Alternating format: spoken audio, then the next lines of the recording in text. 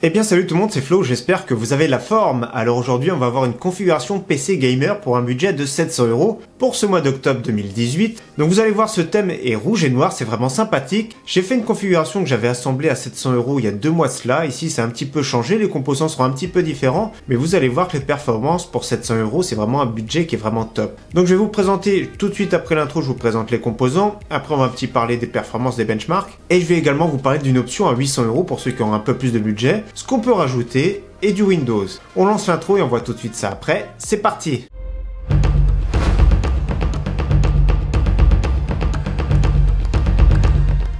Donc on attaque avec le processeur, le très bon Ryzen 5 1600X.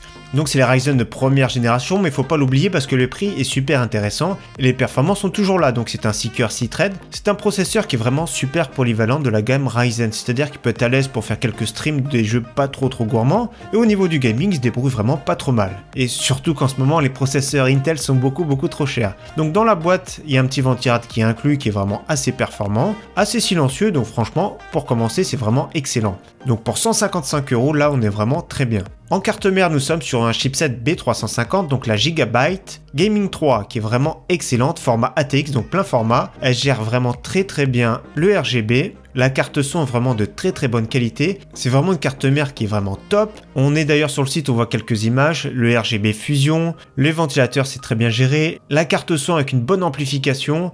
RGB Fusion, vous avez vu, il y a une bande sur le côté. On voit très bien la zone qui sépare la carte son. On peut régler les couleurs avec le logiciel, donc c'est vraiment une carte mère pour moins de 100 €. On est vraiment très bien. Et on pourra même la mettre à jour plus tard pour accueillir des nouveaux Ryzen. Au niveau de la RAM, on reste sur 8 Go de RAM. Pour ce budget, c'est vraiment très bien. C'est sûr, dans un budget plus à 1000 €, on va aller maintenant vers 16 Go de RAM. Mais ici, pour 89 € de la DDR4 2666, donc j'ai choisi de mettre de la noire. Parce que plus tard, si on a envie de changer de carte mère, de configuration, on a toujours le noir, ça se marie un petit peu avec tout. Il y a aussi de la rouge qui peut aller avec cette configuration, bien sûr. Mais autrement, on est vraiment pas mal. Au niveau de la carte graphique, on reste encore chez AMD avec une RX 570 en version 4 Go. On est vraiment très bien. Vous allez voir, pour jouer en jeu en 1080p de manière fluide, pratiquement tous les jeux du moment. On va voir quelques benchmarks après, mais c'est vrai qu'avec 4 Go de RAM, on conseille plutôt de jouer en élevé, mais vous allez voir que ça passe avec tous les jeux en ultra. Très bonne carte graphique, elle consomme un petit peu plus que sa concurrente, la GTX 1060 en version 3 Go. Le prix est un peu plus correct, donc 189 €, rouge et noir, on est pile poil dans le thème. Je l'avais présenté d'ailleurs dans mon récapitulatif des cartes graphiques du moment. 189 €, on est vraiment très bien. Et bien sûr, je précise comme d'habitude, pour ceux qui veulent, tous les liens seront dans la description de la vidéo, bien sûr, comme à chaque fois dans mes vidéos. Au niveau stockage, du grand classique 1 Tera de stockage, de chez Seagate en ce moment c'est le moins cher dans les 42 €, des fois il y a Toshiba, l'un ou l'autre, des Western Digital aussi sont pas mal les bleus, mais faites attention, prenez un 7200 tours par minute, et je vous conseille vraiment quand vous créerez votre Windows de faire une partition de 200 Go, ça peut faciliter plus tard le clonage vers un SSD. Au niveau boîtier, un tout nouveau qu'on m'avait montré ici chez Amazon, le site Raider Gaming Case. Donc ici, ne vous fiez pas à la photo, les deux ventilateurs qui sont en haut ne sont pas fournis, mais il y a les 3 ventilateurs en façade rouge, celui en extraction à l'arrière également, donc ça fait 4 ventilateurs de fournis, et en haut on peut rajouter plus tard soit des ventilateurs, soit un radiateur de water cooling.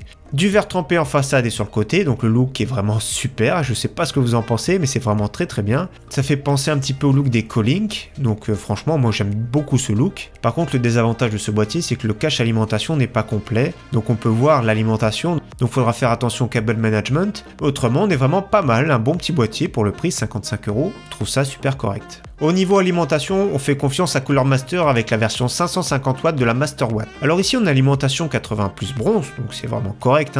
Semi-modulaire, donc ça c'est cool, parce que sur notre boîtier ça va vraiment aider. En plus de ça, les semi-passifs, donc c'est-à-dire que le ventilateur va commencer à se mettre en route à partir d'une certaine charge. Assez silencieux, rendement vraiment correct. Surtout pour le prix, moins de 60 €, on est vraiment très bien. Donc 550 watts, c'est vraiment bien pour ce type de config et pour pas mal de configs du moment. Si vous pensez être juste, prenez une version 650 watts, mais c'est quand même 10 € plus cher. Donc cette config, actuellement moins de 700 €, 692 €, c'est vraiment très bien. Je trouve que c'est vraiment correct parce qu'on peut jouer à tous les jeux du moment, c'est vraiment un excellent rapport qualité-prix, mais vous allez voir, pour quelques options supplémentaires, on va améliorer le confort visuel, le confort audio, et surtout, avec un SSD, vous allez voir, on va être beaucoup plus agréable, ça va être beaucoup plus rapide.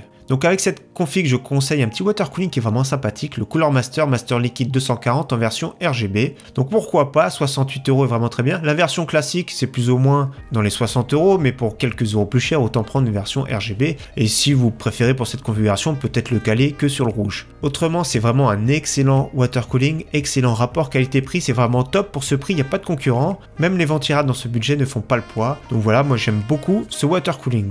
Et un excellent SSD, le Samsung 860 EVO en version 250 Go.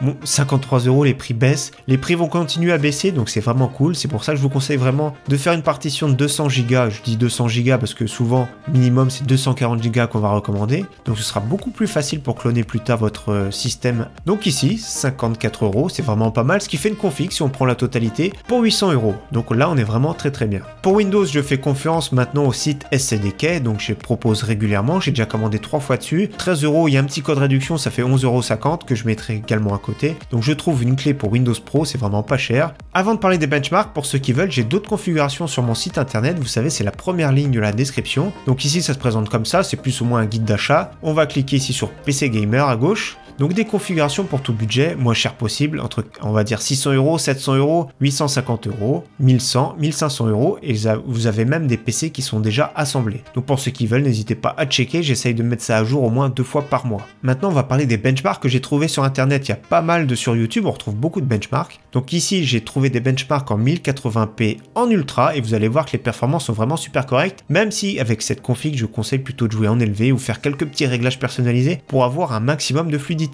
Dans tous les cas, on retrouve PUBG avec une moyenne de 50 FPS, Battlefield 1 avec une moyenne de 70 FPS, GTA 5 avec une moyenne de 70 FPS, Fortnite avec une moyenne de 80 FPS, Rainbow Six Siege avec une moyenne de 100 FPS et Overwatch avec une moyenne de 140 FPS. Donc voilà, pour un budget de 700 €, je trouve que c'est des performances qui sont vraiment super correctes. C'est vrai que le thème noir et rouge est vraiment pur gaming, il y a vraiment de quoi faire, il y a beaucoup de composants. Donc vraiment j'espère que cette config vous aura plu, que cette vidéo vous aura plu. J'espère vous revoir très prochainement sur ma chaîne. En tout cas merci à tous. Ciao, bye.